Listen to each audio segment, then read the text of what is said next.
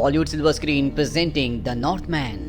ये कहानी यहाँ से कई 100 साल पुरानी है, यानी कि सन 895 एडी की, जहाँ पर एक राजा को दिखाया जाता है जो अपने साथ कई गुलामों को लेकर अपने राज्य वापस आता है। दरअसल वो एक जंग जीत कर वापस लौटा है, इसीलिए पूरी प्रजा उसका स्वागत करती है। राजा अपनी पत्नी और अपने बेटे एमलेट से मिलता है। एमलेट बहुत ज्यादा स्ट्रांग नहीं है।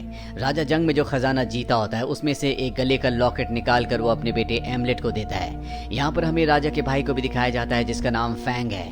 फैंग बहुत ही शक्तिशाली और बहुत ही क्रूर होता है।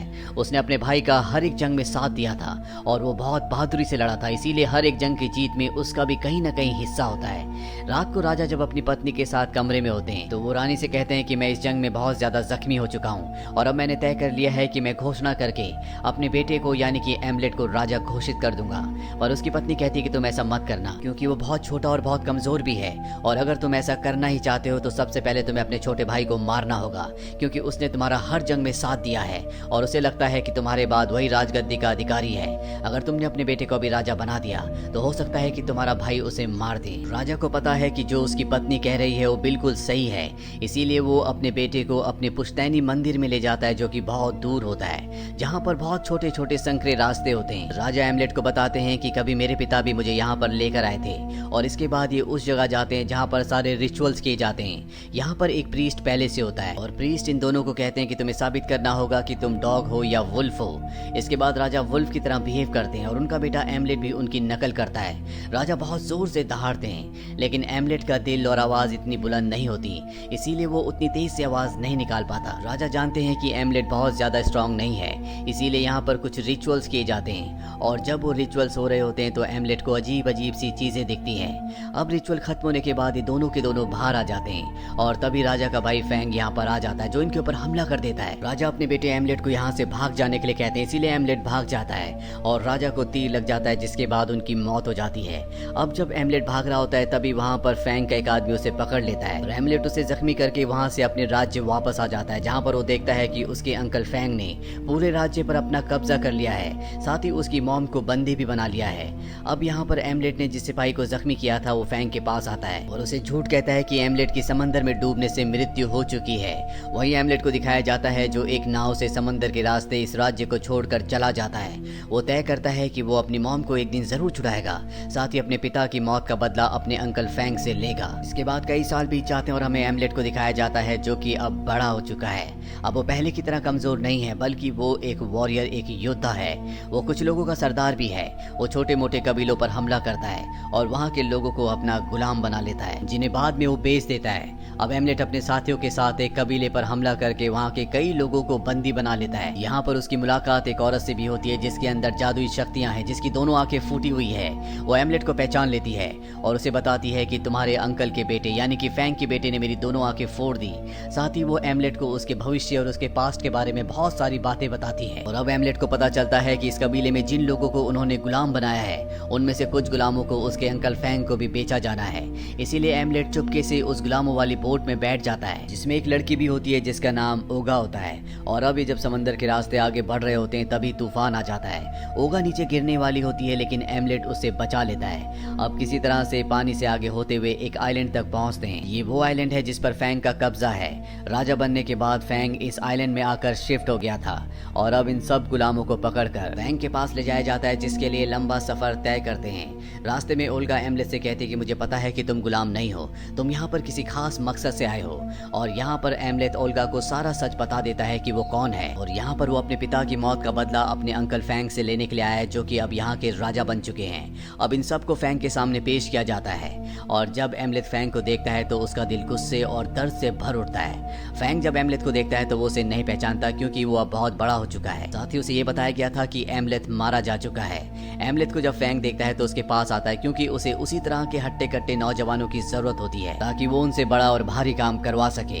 अब यहाँ पर एमलेट से मजदूरी करवाई जाती है, उसे दिन रात काम करवाया जाता है और एक दिन एमलेथ अपनी मॉम को यानी कि रानी को देख लेता है, जिसके बाद उसे बहुत दुख होता है। अपनी मॉम को किसी भी कीमत पर यहाँ से छुड़ाना चाहता है। और जब वो रात को अकेला होता है तभी उसे वहाँ पर एक पिग दिखता है जो उसे इशारा करके अपने पीछे आने के लिए कहता है और एमलेथ उसका पीछा करना शुरू कर देता है। वो पिग उसे गुफा तक ले जाता है और जब वो अंदर जाता है तो देखता है कि वहाँ पर एक प्रीस्ट है जो कि कोई रिचुअल कर रहा है। वो एमलेथ से कहते हैं कि मुझे पता है कि तुम कौन हो, तुम राजा के बेटे हो और यहाँ पर अपने पिता का बदला लेने के लिए आए हो। एमलेथ कहता है कि हाँ, लेकिन मुझे नहीं पता कि मैं अपने पिता का बदला कैसे लूंगा, मुझे आप कोई रास्ता बताएं। और तब वो उसे एक तलवार के बारे में बताते हैं और कहते हैं कि वो तलवार बहुत शक्तिशाली है, तुम्हें उस तलवार को हासिल करना होगा। वो एमलेथ को उस जगह का रास्ता भी बता देते हैं जहाँ पर वो तलवार है और अब एमलेथ अकेला ही उस तलवार को हासिल करने के लिए निकल पड़ता है। वो एक अंडरग्राउंड जगह में जाता है जहाँ पर वो देखता है कि एक मम्मी है जो कि बहुत पुराने राजा की मम्मी होती है, जिसके हाथ में वही ताकतवर तलवार होती है।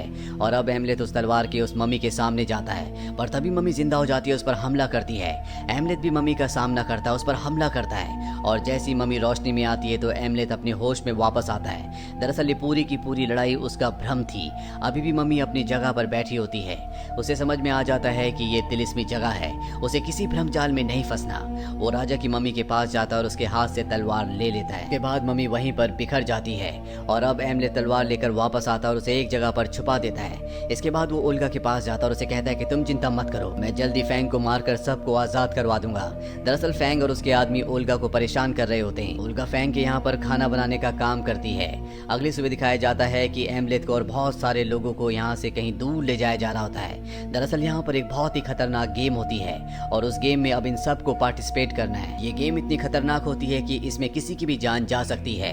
और अब एमलेथ और दूसरी टीम जब आपस में गेम खेल रहे होते हैं तो एक पल ऐसा आता है जब एमलेथ की टीम हार रही होती है, जो देखकर फैंग के बेटे को बिल्कुल अच्छा नहीं लगता और वो गेम के बीच में आ जाता है। और एक पल ऐसा आता है जब दूसरी टीम का खिलाड़ी फैंग के बेटे को मारने वाला होता है। दूर से फैंग और उसकी पत्नी देखकर बुरी तरह से डर जाती है, पर इससे पहले कि वो फैंग के बेटे को मारता, एमलेथ आकर उसे बचा लेता है और साथ ही गेम भी जीत जाते हैं, जिससे एमलेथ और बाकी सभी बहुत खुश होते हैं। अब क्योंकि एमलेथ की वजह से फैंग के बेटे की जान बची थी, इसीलिए रात को उसे ओल्गा के साथ टाइम स्पेंड करने का मौका दिया जाता है, क्योंकि सबको पता होता है कि ये दोनों एक दूसरे से प्यार करते हैं। पर अगली सुबह फैंग के लिए बहुत बुरी होती है, क्योंकि उसके कई लोगों को किसी ने मार दिया होता है। फैंग को लगता है कि ये गुलामों का काम है, लेकिन तभी वहाँ पर एक भविष्यकर्ता आता है जो भविष्य बता सकता है उन बातों को भी जो घट चुकी है। और वो फैंग को बताता है कि ये किसी गुलाम ने नहीं किया, बल्कि ये किसी आत्मा का काम है।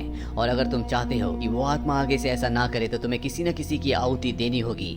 हालांकि फैंग ऐसा करता भी है, लेकिन जिस आदमी की वो आहुति देना चाहता था वो देखता है कि अगली सुबह वहाँ पर उसी का अपना आदमी होता है, जिसे देखकर वो पूरी तरह से परेशान हो जाता है। रात को अपने सिपाहियों से कहता है कि तुम्हें चारों तरफ नजर रखनी होगी। अब रात को जब उसके लोग पहरा दे रहे होते, नजर रख रहे होते हैं, तो वो अपने आप को खुद ही मारना शुरू कर देते हैं। किसी को कुछ समझ नहीं आता कि यहाँ पर क्या हो रहा है। इस बात का फायदा उठाकर एमलेथ उस कमरे में जाता है जहाँ पर उसकी मॉम होती है। वो अपनी मॉम को कहता है कि मैं तुम्हारा बेटा हूँ, मैं यहाँ पर अपने पिता की मौत का बदला लेने के लिए आया हूँ। कल मैं फैंग को मार दूंगा और आपको यहाँ से हमेशा के लिए आजाद करवा कर ले जाऊंगा। उसकी मॉम कहती है कि तुम्हारे पिता मुझे अपना गुलाम समझते थे, उनकी नजरों में मेरी कोई भी अहमियत नहीं थी, वो सिर्फ पैसे को और अपनी रियासत को बढ़ाने में वक्त दिया करते थे।